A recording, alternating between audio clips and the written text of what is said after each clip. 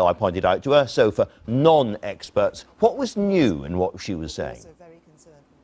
Yes, what I was doing in this speech was setting out an ambitious vision of the future economic partnership that we want the UK to have with the European Union once we've left. And it was a vision that was ambitious, but it was also practically based and therefore a credible vision. It goes beyond anything that the European Union has done before in free trade agreements, because it's very broad. So it was covering issues like industrial goods, like cars, but also financial services, energy, transport, law, science, agriculture, fisheries. So it was setting out that ambitious vision, but also speaking to people here in the UK and saying... Quite bluntly, you were quite blunt. Well, I was being straight with people. I think it's important to be straight with people. But there's also, one of the messages behind the speech, I think, was to say to people, as I think most people, most members of the public feel, that the time for arguing, either side of the referendum has gone. Actually, this was about setting out an ambition for our future, and also saying to the European Union and the 27 and also the European Commission, we've set out what we want, we've set out where we think we can have this ambitious relationship that's good for prosperity on both sides. Let's get on with it. And now it's crunch time. And in the course of the speech, I thought you buried a couple of the sort of famous sayings that have dogged the Brexit talks. Liam Fox's terribly cheerful assertion this was going to be the easiest negotiation in human history. It's not been like that, has it? Well, in one sense, we're doing a very simple thing. We're leaving the European Union. In another sense, of course, having been a member of the EU for over 40 years, there's a complexity to the relationship that we've developed. And what I was setting out in the speech today was showing how, in a very practical way, we can move forward on parts of those relationships. So, just for example, if somebody's building cars here in the UK, they're probably using parts that have come from parts of the European Union, go selling back and forth the whole time. And selling. And I was saying we recognise that because we recognise the importance of people's jobs. What I set out today was a way we can continue to trade that ensures we maintain those jobs, maintain that prosperity. But it's certainly not easy. The other thing that I thought you buried finally was that this, in terms of access to European markets, this would deliver the exact same benefits as we have now, which was something that David Davies said, and then later on you rather backed him up. So you've changed your mind on that. No, we're very clear that in terms of the benefit of being able to trade with the European Union, yes, we do want to be able to continue to do that. I did But the point access out, won't be as good, will it? Well, there are some areas where we've looked at the issue of the single market. We're coming out of the single market. Being a member of the single market is an intrinsic part of being a member of the EU. So as not a member of the EU... It won't be as good because you say in certain ways our access to each other's markets will be less than it is now. Yes, and I set out in the speech also a couple of areas where that will be the case. Actually, one of them might be of particular interest to you, Andrew, because it's about broadcasting, because there are certain rules that follow from being a member of the EU. But what I said is, let's face it, there are lots of people in member states of the European Union who actually like to switch on and watch the BBC. Let's make sure we can continue to do that. Let me therefore move a little bit away from the BBC and broadcasting and ask you about the other big one, which is the city and passporting. Now, again and again, Philip Hammond, your Chancellor, has said that passporting is really important to the city. It's absolutely crucial, and that we could not accept a deal that did not have proper access for the city. And yet in this speech, you effectively bury passporting. You accept it's not going to happen. What I said in the speech is that we recognise that passporting is, again, part of being a member of the single market, which is part of being a member of the EU. We're coming out of the EU. We won't be a member of the single market in the future. But what we are looking at, what I set out in the speech, is a new relationship on financial services based on this concept of mutual recognition, of agreement on regulations. One of the key things in financial services is the regulatory standards that banks and others are abiding by, because that's in the interests of consumers, the interests of individuals and businesses. And actually, if we look at the way we can achieve the ability for our banks to still be operating, still be providing the huge financial support that they do to other countries and businesses in the European Union, 40%, we can do that. I think 40% of our exports to the EU are in services, and particularly in banking and financial services. A lot of bankers will be quite horrified that passporting is now officially off the table. You've got a new idea to put it into the free trade deal. How many trade deals have included financial services in the past? Well, there's quite a few that have financial services commitments in them. The one that had the most breadth of financial services in it was the trade deal that the EU were negotiating with the United States. Financial services are for other reasons. Financial services are referenced in, for example, the deal with Canada. Yes, we want to go further. But that's a recognition of the very important role that the City of London plays, not just for the UK, but actually for the rest of the European Union. If you look at the significant sums of money businesses in the EU 27, in those other countries, actually raise through the City of London, it matters to them as well. But if we were to accept passporting, we'd just be a rule taker. We'd have to abide by the rules that were being set elsewhere. And given the importance of financial stability, of ensuring the City of London, we can't just take the same rules without any say in them. A lot of bankers and a lot of big financial services companies say that without passporting, they will have to move the centre of their operations onto the European continent. What is your message to them today? Well, my message to them is that what we're looking to develop is a relationship that means that they can stay here in the UK as part of the City of London, that they will be continuing to provide their services across the European Union, but they will know, given the sums of money involved, given the importance of financial stability, given the risk that actually the UK bears as a result of having the city here, that it's important that we do that on the basis of recognised regulatory standards, but we can't just accept rules that are made elsewhere without us having a say in them. But it's never happened before, this kind of deal. This is a new deal that you're starting off from now to try to negotiate for the first time. So they're taking a risk if they stay here, in their view. Can I ask about an area which is perhaps easier? Can I ask you where regulatory divergence, doing things differently, is going to benefit Britain and benefit British jobs? Where should we look? Yes, well, we can look at a number of areas of where we're aiming to do things differently in the past from the way that they have been as a member of the European Union. Well, I was just going to come on to one, don't you worry, Andrew. But I wanted also to say this issue of regulations is important because there will be some areas, actually, where it's important, like the car manufacturing we were talking about, where being able to operate on the same basis is important for that business, that supply chain, and the links of the supply chain. But if you look at, for example, at fisheries, and we're going to come out of the common fisheries policy, if you look at agriculture, I think there's a lot we can be doing there. We want to maintain our high environmental and animal welfare standards, but actually look to say, as I put in my speech, we want a fairer allocation of waters to UK fishermen. Agriculture is, I think, 0.7% of the British economy. Even if we do things better, it's not going to make a huge difference to the whole country. It will to farmers, obviously. Let's turn to the big central area, which is manufacturing and goods. And in that, again and again, in this speech, you have said that we are going to stay very closely aligned to EU regulations, EU standards going forward. For how long would we remain aligned?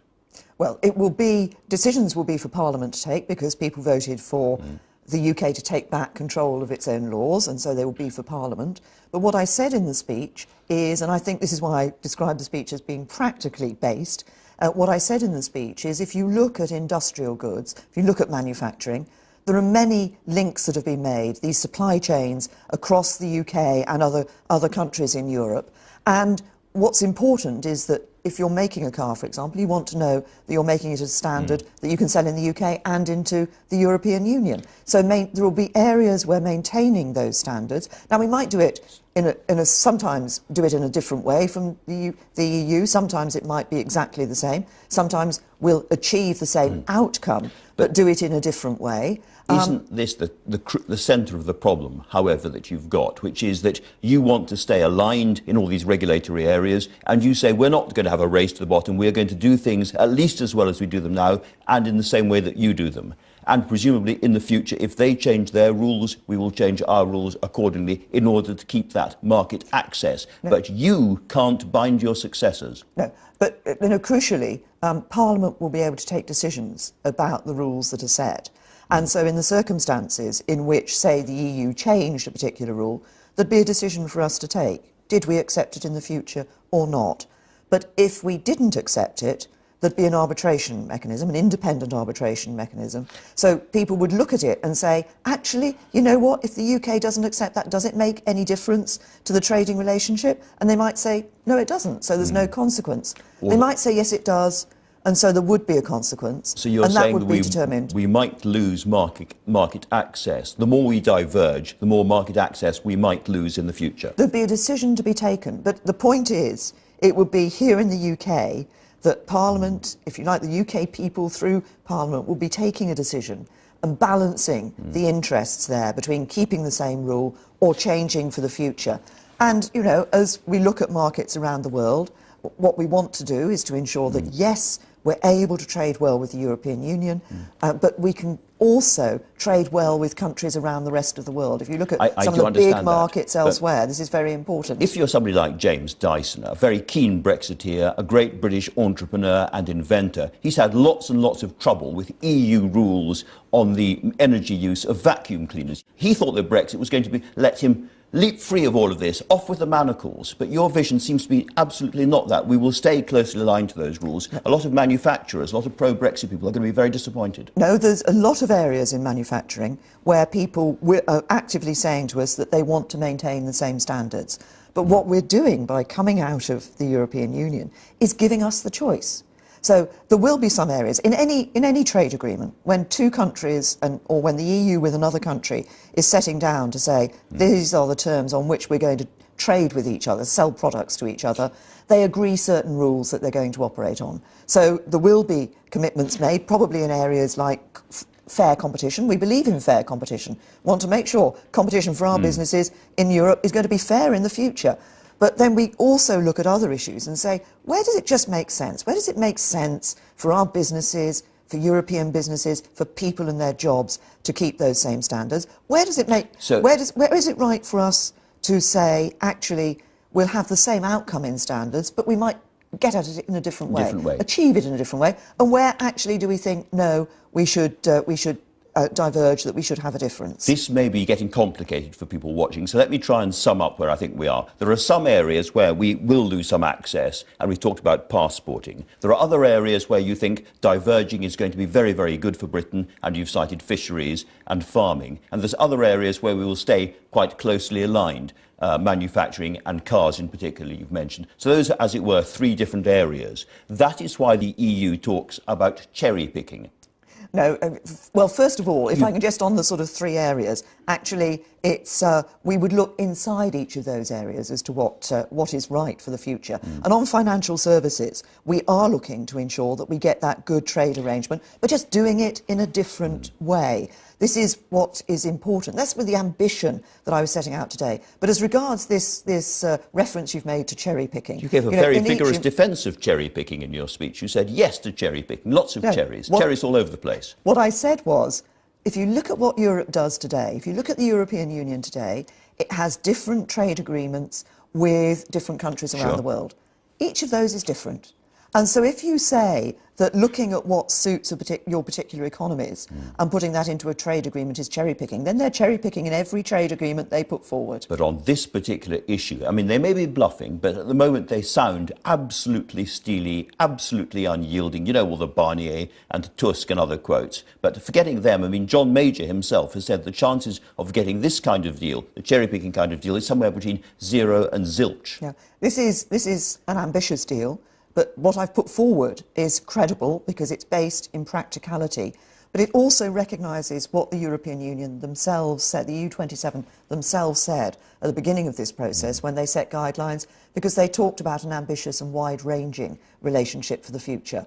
And that's what I believe is in the interests of people. I think this is, people often talk about, you know, the UK and the EU and what we're negotiating.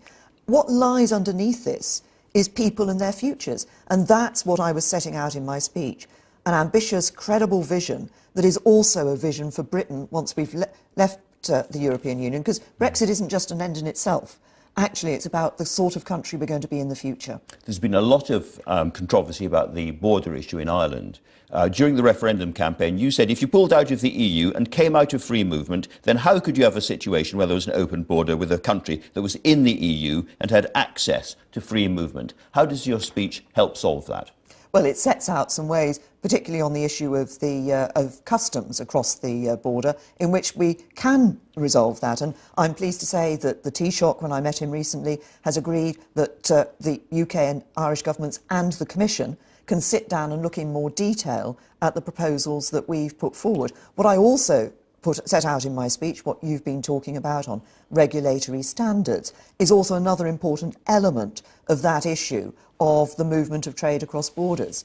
But you say very clearly in that part of the speech that those new regulatory standards, which would remain at least as high as the EU's, would constrain our ability to lower regulatory standards for industrial goods. So you accept that your model for the Irish border does tie the hands of industry if they want to diverge from the EU? No, I think we're talking about the slightly different elements to this. I'm sorry about this because it is a complicated subject, but there are various elements of ensuring that we don't have a hard border between Northern Ireland and Ireland. Part of it is the customs arrangements. Part of it is the standards we abide by. What I'm saying on the standards is that we will be looking to say, does it make sense, in a practical sense, because it's important for people, for their jobs, for their prosperity, for our country's prosperity. Where does it make sense for us to say, actually, we'll abide by these standards? But don't just... can I just add this point? Because I think this is quite important. Because we talk about EU standards, but actually often what we're talking about is not EU standards, it's not European standards, it's international standards. Because many of these things are developed in an international market. And so what we'd be doing is ensuring that we're actually meeting standards that enable us to trade elsewhere. And do you think that the borderline between Islington and Camden is a very useful comparison of the Irish border? I think the Irish border is something to which we are all committed. We're committed, the Irish government, all the parties in Northern Ireland, to making sure there's no hard border for the future. And that's why I'm pleased that with the Commission and the Irish government we'll be able to sit down and in a very much more detailed sense say, what are the proposals we've put forward, how would they work, let's see which is the best option for the future. Boris Johnson thinks there might have to be a hard border. No, Boris is absolutely clear that there won't be a hard border. That's what he wrote in his letter to you. Well, he's clear that there won't be a hard border between Northern Ireland and Ireland, and we're working to that. We've got proposals as to how we can achieve that. Now we're going to be able to sit down and talk with others about how we do that. But that's part of my message in this speech overall was, we've set out our ideas for the future, for this ambitious relationship. Okay. Let's actually get on and start the negotiations, start actually sitting down and talking in detail about it. We've covered quite a lot of different areas already, but let me ask you about another really, really important one, which is about migration and free movement of people. In the speech, you said that UK citizens will still want to work and study in EU countries, just as EU citizens will want to do the same here. We are open to discussing how to facilitate these valuable links. What does that mean? Well, it means that we will, when we come out of the European Union, be able to set our own immigration rules. That was one of the reasons many people voted to come out of the European Union. But what we're not going to be doing is saying that nobody from the EU is ever going to be able to come to the UK in future. So easy movement, and we won't. No, well, that's a phrase that's been used by the Labour Party. I think to try and fudge, try and fudge their approach between free movement and other sorts of immigration. The important thing. But you're trying to fudge it too, aren't you? In what you've said? No, the important thing is that we will set our rules for who can come into the country. That's what many people voted for. That what was an element for a lot of people in the reason why they voted for Brexit. But what we're saying is that actually, and we're going to want to ensure that people from the UK can still go and abroad to the other 27 members of the EU and vice versa. How? Businesses will want. Well, that's what we will be negotiating. We'll be setting out our immigration rules. We'll negotiate with the EU, because obviously we want to look at what happens to UK citizens as well as what happens to EU citizens. All right. You said the hard fact is that EU law and the decisions of the European Court of Justice will continue to affect us. And you give lots of different examples of that. Lots of people thought that by leaving the EU, we were going way away from the ECJ. It is going to carry on being involved deeply in British life, is it not? No, it's not. It's the jurisdiction of the European Court of Justice in the United Kingdom will end. That is an important part. You're right, lots of people were also very concerned when they voted about this issue of who makes our laws and whose courts do people go to. The jurisdiction of the European Court of Justice in the United Kingdom will end, but there will be some circumstances in which the ECJ will continue to have an effect. So let me give you an example, not from the UK, but elsewhere. Well, the United States I agreed... one from the UK, Well, really. no, but this gives this is a practical example of something that's happened, Andrew, which I think helps to show what I'm talking about. The United States agreed, made an agreement with the EU about the exchange of data, sharing of data. The European Court of Justice said, because they determine for the EU whether that's lawful, said it wasn't. The same for us. So it affected the overall agreement. So that's not saying that the ECJ can reach into the United Kingdom. It won't be able to. But obviously it has a role for people who will be living in the remaining countries in the European Union and for the governments who are making those decisions in those countries. Whenever we finally leave, we are going to see things very, very different. Can you give people a picture of how different life is going to be for business people once we have left? Well, I think the important thing for business people once we've left is that we will be ensuring that they're able to operate not just on a good relationship with the European Union, continuing to trade there, but actually trading around the rest of the world as well. But crucially, of course, it isn't just about Brexit. The future for businesses in the UK is about our industrial strategy, the balanced approach we're taking to our economy, and ensuring our young people have the technical skills for the jobs of the future. One of the problems that we have had over the last 12 months or so is that Brexit has completely swamped all other political debate. You've got a big announcement on housing, for instance, coming out this weekend. And a lot of people look at that and say, well, it's all right, it's very interesting, but it's really fiddling at the edges. It's not going to solve the fundamental problem we have in this country of not nearly enough houses. Well, we do have a real problem in this country. We need to build more homes. We need to ensure there are too many people in the UK today, particularly young people, who fear that they're never going to be able to own a place of their own. What I'm doing on Monday is setting out how we're rewriting the rule book in terms of planning, so that we're saying to councils, you've got to take local communities into account. You've got to ensure you've got a proper plan for your local area. If you don't have it, the government will intervene. We're ensuring that we won't see so much money being spent on expensive consultants by setting the number of homes on a national framework, national calculation, the number of homes needed in each area. But also, what we as government are going to do is release more public sector land and for homes and make sure actually that as we do so, some of those homes are affordable for key people like nurses working in our public services. You are going to face in the House of Commons quite a serious challenge, as you know, about the customs union. What happens if the House of Commons votes through that amendment on the customs union? If the House of Commons tries to tie your hands, what do you do?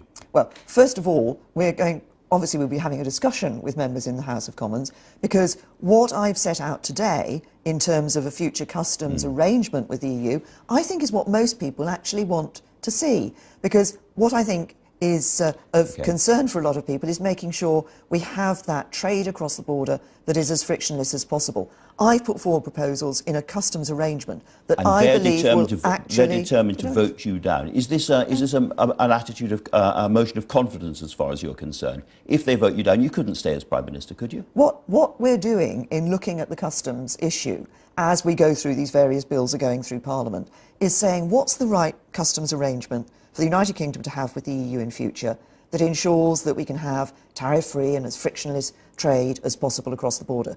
We need to do that in any case, but of course we need to do that for the border between Northern Ireland and Ireland. What I've set out today is a customs arrangement that achieves that. Now I want to get on with discussing it with the European Commission. Very final question. Are there any circumstances in which you walk away from these negotiations? Well, I've said before that no deal is better than a bad deal, but I'm confident that we can get a good deal and get the right deal for the British people. And I'm confident about that because the EU themselves have said they want an ambitious and wide-ranging relationship with us in the future. And I'm confident that if I set 5 tests today, if we look at our future prosperity and security in the UK and in the other 27 countries, actually the right deal for us will be the right deal for them too. And it'll be the right deal for our people. Prime Minister, thank you very much for talking to us.